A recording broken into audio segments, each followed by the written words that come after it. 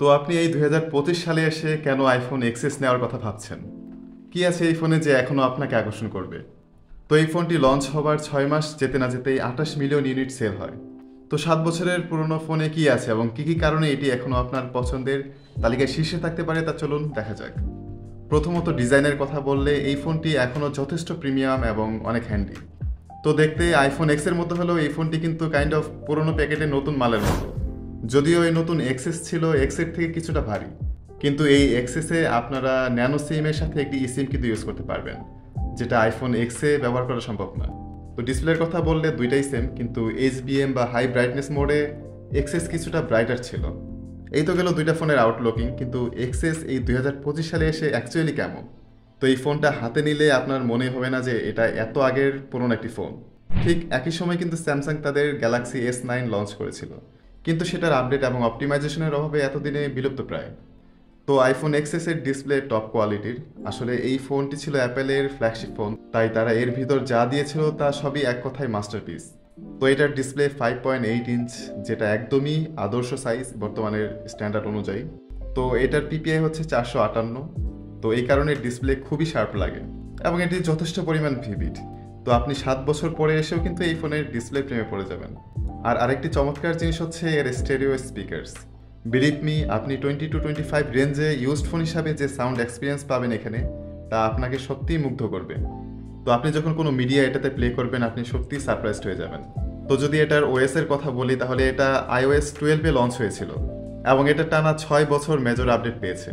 অন্য ব্র্যান্ডের কোনো ফোন হলে জাস্ট ভাবুন একবার, ওরা যে ফোনগুলো রিলিজ করে তা 3-4 বছর পর আপডেটের অভাবে একদমই ব্যবহার অযোগ্য হয়ে যায়। কিন্তু এই আইফোন যদি আপনি 2025 সালে এসে চালান এবং আপনার যদি লেটেস্ট কোনো অ্যাপেলের ফোন ইউজ করা হয়ে থাকে, তাহলে ইউআই এর খুবই কম পার্থক্য আপনারা নোটিস করতে পারবেন। আর এটি সম্ভব হয়েছে কিন্তু অ্যাপেলের ওয়েল অপটিমাইজেশনের জন্য। আর এটি এখনও এতটাই স্মুথলি চলে যে আপনি মনে হয় ঘরে বসে কোনো রকেট চালাচ্ছেন, ফোন না। এটার ভিতর আছে অ্যাপেলের এককালের পাক্কা খেলোয়াড় অ্যাপেল A12 বায়োনিক, যেটা কিন্তু 7 ন্যানোমিটার ফ্যাব্রিকেশনে তৈরি। এখনও অনেক অ্যান্ড্রয়েড ফোনে 12 ন্যানোমিটার, 24 ন্যানোমিটারের প্রসেসর দেখা যায়। সো সেই মনিউ অ্যান্ড্রয়েড। অবশ্য তাদের নিয়ে বাজে মন্তব্য করাও ঠিক না, কারণ তারা সকল স্তরের মানুষদের জন্য ফোন বানায়, আর অ্যাপেল ফোন বানায় জাস্ট ফর। তো এই ফোনটা দিয়ে কিন্তু আপনারা সব কিছুই চালাতে পারবেন। সব গেমস এবং অ্যাপস স্মুথলি চলে কিন্তু এই ফোনটিতে। তো অ্যাপেল সবসময় ফিউচার নিয়ে ভাবে, আর তাদের সব চিপ সেইভাবে ডেভেলপ করা। তাই পারফরমেন্স নিয়ে কোনো প্যারাই নাই, জাস্ট নো চিন্তা ডো ফুর্তি। কিন্তু ভাই থামেন, এত খুশি হবারও দরকার নাই। আপনি লাখ টাকার ফোন 1000 টাকায় পাচ্ছেন, কিন্তু কিছু কম্প্রোমাইজ করতে চাচ্ছেন না, তা তো হয় না। তো সব কিছু আপনাকে স্যাটিসফাই করতে পারলেও কিন্তু এটার ব্যাটারি আপনাকে স্যাটিসফাই করতে পারবে না। ভাই এটার ব্যাটারি মাত্র 2658 mAh। So it sounds very horrible. এই 5000-7000 mAh এর যুগে 2658 mAh ব্যাটারি খুবই কিন্তু নগণ্য। তো এই ফোন যখন বের হয় মানে 2018 সালে, তখন ব্যাটারি ব্যাকআপ মোটামুটি ভালোই ছিল, কারণ তখন অ্যাপসও এত ভারী ছিল না, আবার ব্যাটারি হেলথও অনেক ভালো ছিল। তো এখন ম্যাক্সিমাম ব্যাটারি চেঞ্জটা আইফোন এক্সএস পাবেন ইউজ ফোনের দোকান থেকে। আর যদি অরিজিনাল ব্যাটারির কোনো ফোন পান, তাহলে তার অবস্থা থাকবে খুবই নাজুক। আবার এখন বাজারে বুস্টেড ব্যাটারিরও খেলা চলে। সো আপনি যখন ফোনটি কিনবেন তখন ভালোভাবে এইসব জিনিস চেক করে তারপরে কিনবেন, তা না হলে এই ফোনটি কিন্তু আপনার জন্য দুর্ভোগ বয়ে নিয়ে আসবে। তো এটার ব্যাটারি হেলথ যদি 80%-এর ওপরে থাকে, তাহলে মোটামুটি 3 থেকে 3.5 ঘন্টার মতো ব্যাটারি ব্যাকআপ পাওয়া সম্ভব। তো এটা দিয়ে হ্যাভি লোড দিলে ব্যাটারি চার্জ হতে যে সময় লাগবে তার অর্ধেক সময় কিন্তু ব্যাটারি আবার ড্রেন হয়ে যাবে। সো হ্যাভি ইউজাররা এটা থেকে দূরে থাকবেন। তারপর সব থেকে ইন্টারেস্টিং টপিক হচ্ছে এর ক্যামেরা। এটা থেকে যে কোয়ালিটির পিক পাবেন তাতে আপনার পেট না ভরলেও আপনার মন ঠিকই ভরবে। তো এই ফোনের দুইটা লেন্সই কাজের। মেইন লেন্স 12 মেগাপিক্সেল এবং টেলিফোটো 12 মেগাপিক্সেল।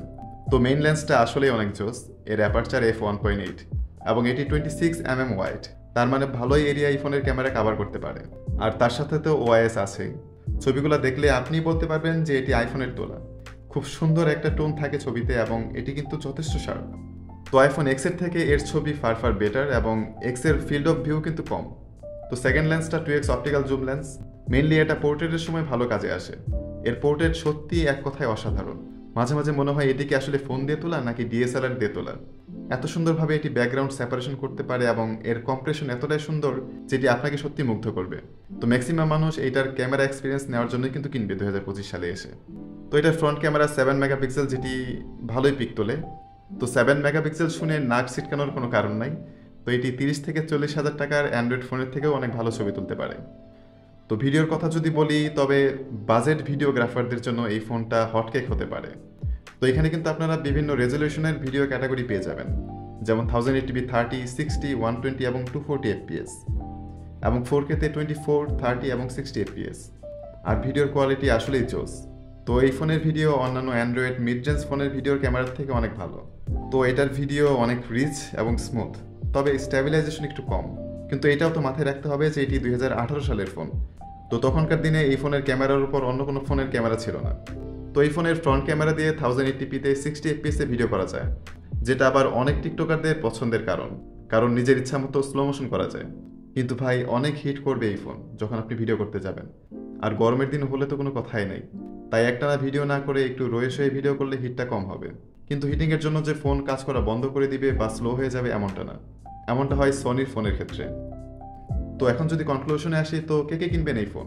তো আমি তাদেরকেই সাজেস্ট করব যারা সেকেন্ডারি ফোন হিসাবে একটা আইফোন চান, জাস্ট হালকা ইউজের জন্য, টুকিটাকি ফটোগ্রাফি ভিডিওগ্রাফির জন্য, এবং যাদের হ্যাভি লোড দেওয়ার দরকার পড়ে না, তারা কিন্তু এই ফোনটি দেখতে পারেন। তো আপনি যদি ঘন্টার পর ঘন্টা গেম খেলেন, ছবি বা ভিডিও করেন, প্রচুর এডিট করেন, তাহলে মোটেও এই ফোনটি আপনার জন্য সুখকর হবে না। 10 কথার এক কথা হচ্ছে লাইট ইউজারদের জন্য এই ফোনটি। আর ফোনটি কেনার সময় অবশ্যই অথেন্টিসিটি চেক করে কিনবেন।